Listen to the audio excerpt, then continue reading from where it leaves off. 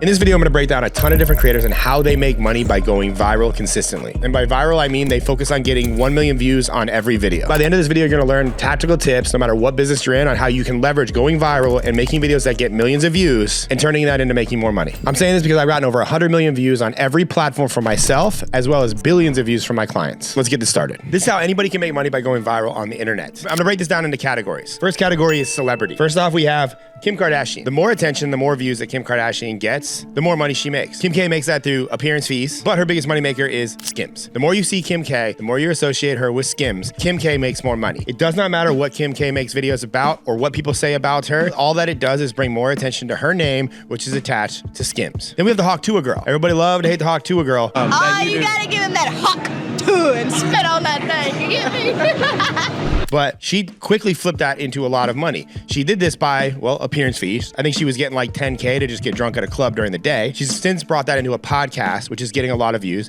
She grew to 1 million followers on all of her social platforms. So she will continue, as long as she stays relevant and keeps making videos and have people talk about her, she will continue to probably make 10 to 30,000 for every appearance fee, as well as she has merch and all these things. And all that was built in the last year. And we have somebody like Jack Doherty. Whether you love him or hate him, he does seem like kind of a prick, but he makes a lot of money. The more you talk and hate and basically generally not like Jack Doherty, the more people have an opinion on that, the more people watch Jack Doherty. And then he, on the back end, has a bunch of girls doing OnlyFans, and he's taking a piece of that. So that, if you probably wondered why he has a lot of OnlyFans girls in his videos, well, I'd have to guess is he's getting a percentage or a large percentage of every person that subscribes to their OnlyFans. As well as he makes a lot of money from ad revenue. He has streaming deals, which I think he just lost one because he wrecked his car, but I don't think he cared. He'll probably get another streaming deal because if Kick kicked him off, probably somebody else will pick him up because he has a lot of people that hate him, and it's like a train wreck. Then you have somebody like Joe Rogan. The more Joe Rogan gets views, not only did he get the Spotify deal, which I think was like $200 million or something obnoxious, he doesn't really even need to make money anymore. But let's say if you just take the last interview he did with Donald Trump, I think it got like almost 50 million views on YouTube itself. I'm gonna guess to say that video singularly alone probably made around $500,000. And that might even be on the conservative side of that.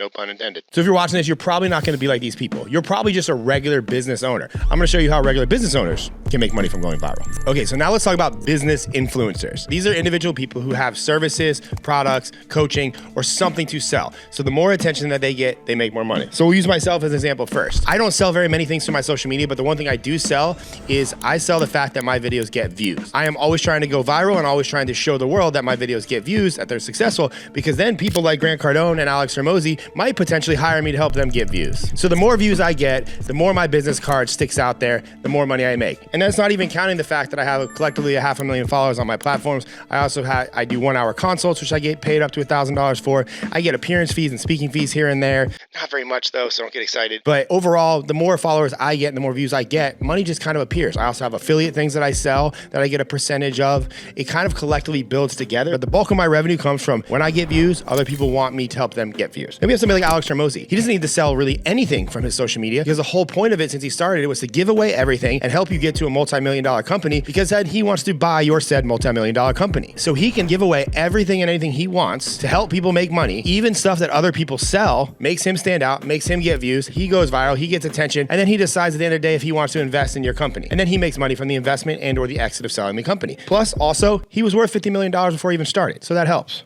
Then you have somebody like Grant Cardone. Grant Cardone sells investment, services, coaching, all different things. But the bulk of his revenue is he's always showing that he is buying apartments and he's buying investment properties and has an investment fund and he's inviting other people to invest with him to let him manage the money. So the more that he gets views and he's talked about for real estate, investments, banking, then he gets more money. Now, the whole thing about this is not saying that everybody on here is selling their services or products or anything hard. Everything here is the association, okay? The bigger that I get and I'm associated with views, the more people trust me to get them views. The bigger that Alex gets associated with businesses and profitable businesses and exiting businesses, the more people want to trust him to help them do that. The more Grant talks about real estate, investments, making money, showing lifestyle, the more people trust that he can help them do that. And with Grant, it's the more people that just trust Grant invest in him. Same thing with Alex. There's many other people that could buy businesses. Another example of this is Cody Sanchez, because her and Alex are kind of on the same level. You either like Cody or you like Alex. It's your choice. twice. One is not better than the other. They both successfully buy businesses, but you're basing your opinion on who do you like more. And also what people don't realize, Alex is also vetting you because he's doing events and workshops now. I think they're 5K, 50K, or 100K. He's actually just vetting to see if your business actually has money, because if you can afford 5K, if you can definitely jump up to 50K, it generally means that the person is managing their finances well, and or they have a profitable business that they can afford that. So it's more important for him to see that so he knows if he's investing into a profitable company.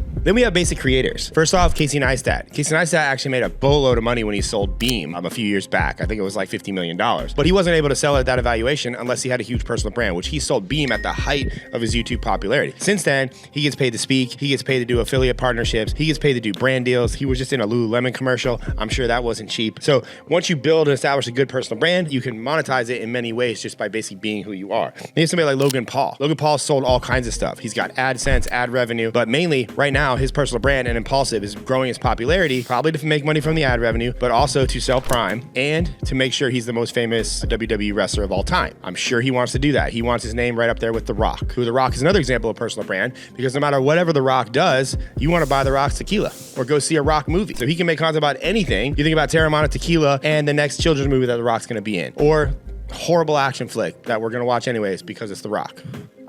Red Letter 1, the movie sucked.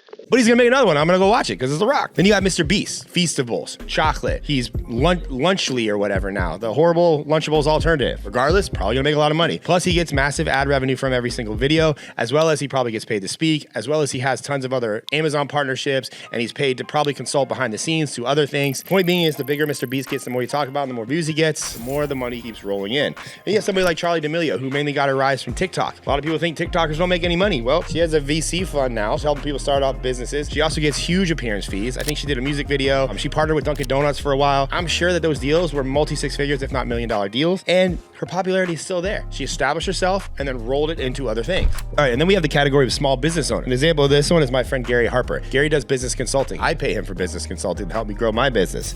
He has less than 5,000 followers on social media. He started working with us. He had one video go viral about a neck pillow. Because the neck pillow video got 9 million views, it was actually shown to a few of his past clients, people that had worked with him before and had stopped working with him. They saw that video and they re-engaged the contract, as in they paid him another $10,000 for business consulting. So that's how virality affected Gary. And you have somebody like Allie Gilbert. I worked with Allie for a while. She particularly targets men's health and men's hormones. She's a woman doing it. She's in incredible shape. She's very charismatic. The more she goes viral, she brings awareness to men's health and testosterone. Because she's a woman, they reach out to her and they get her opinion, and she sells coaching and hormone optimization for men. And you have somebody like Nate Barger. Nate sells real estate education, specifically the BRRRR method of real estate. And the more videos that go viral for Nate, the more he shows his cars, his investing, his before and afters. He gets more people that want to learn how to do the BRRRR and the BRRRR method of real estate. And you have somebody like Epic Dental. They sell cavity fighting chewing gum. I've worked with Epic Dental for a very long time. The more they go viral, they sell more gum through Amazon, and they sell other oral health products, but the gum is the big one for them. But the more they go viral, they bring awareness to xylitol and their products. They sell more through Amazon. They also have a website. They sell it there. They see huge spikes in Amazon, and the times around the videos are going viral. Then they do an extra strategy, which is they take all the viral videos and they start running those as ads. And then they sell way more gum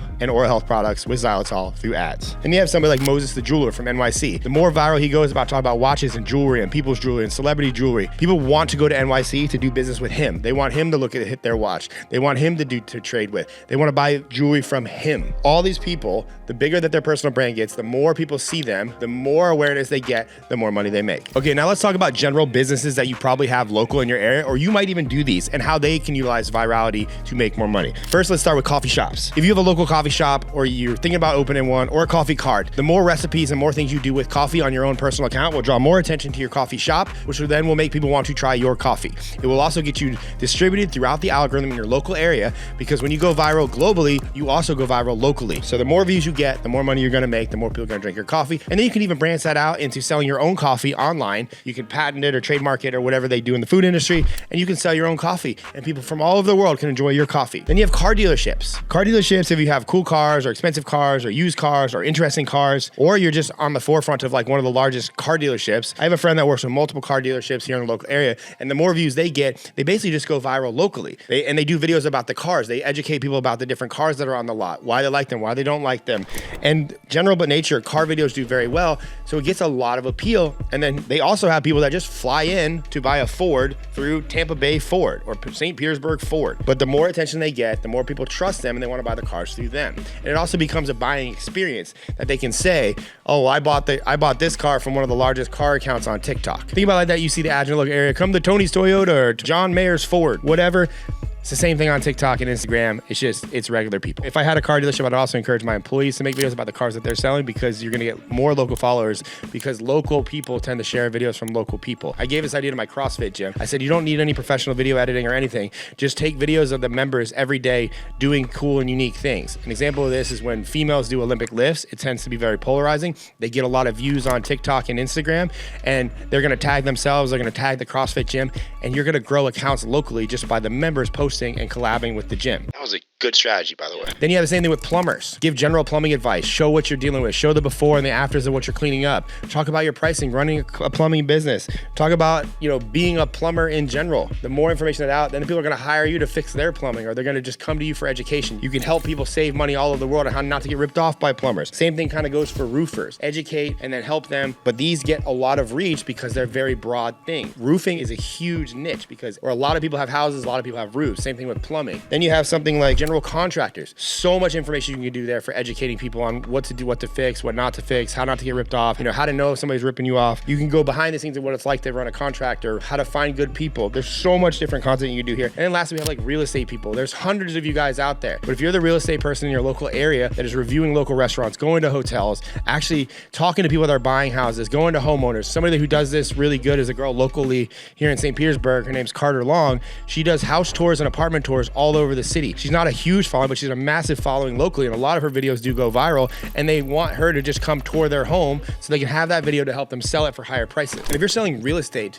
the more attention you can get to your properties, it's going to help you sell the properties. In a lot of cases, the properties are going to sell for more because you're going to have more wealthier buyers looking at the said properties, because you're going to see it on TikTok. It's going to already have an opinion that this house is worth a lot of money. I had a friend, Justin Ho, who made a video. It was a $1 or a mystery house, and that video, as in, got over 1 million views and helped that real estate investor sell that house for more money. So no matter what business you're in, if you can get 1 million eyeballs on you, there's always a way to turn that into money. Do you have to put some thought into it? Maybe it happens accidentally like it did for the Hawk Tua girl, but when it happens, it's never a bad thing, even from a negative perspective, because attention on you is good. You can turn that negative into a positive.